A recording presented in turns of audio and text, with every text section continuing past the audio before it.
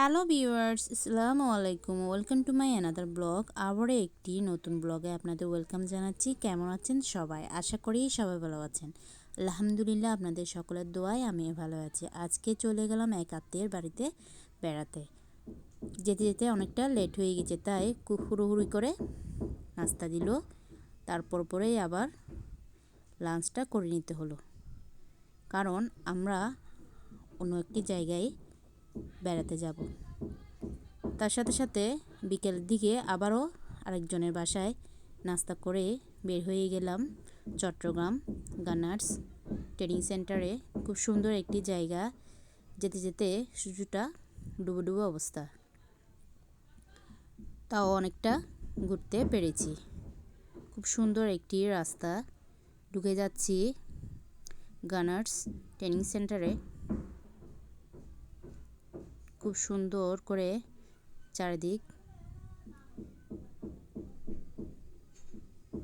ঘুরে ঘুরে সব কিছুই ভিডিও করছি।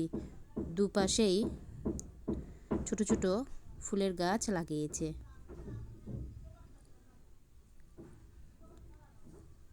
একদম সাগরের পাশেই এই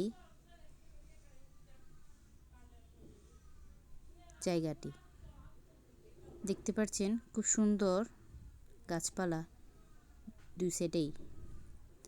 হাঁটতে হাঁটতে পৌঁছে যাচ্ছি একদম পানির কাছে।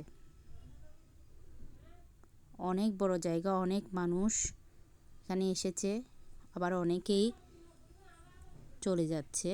আমরা আমাদের সাথে কিছু খাবারও নিয়ে গেছিলাম, বাদাম, বুট, মিক্স বাদাম, তারপর আলু বড়া, আম মাখা, বেলের শরবত, নর্মাল পানি, এইসব কিছু।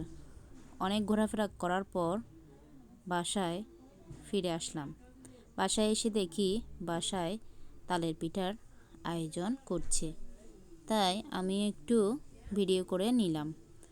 তালের রসগুলো নেয়ার পর একটু ছেঁকে তার মধ্যে চিনি, ডিম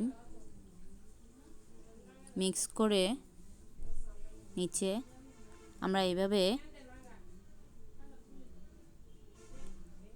বানিয়ে থাকি।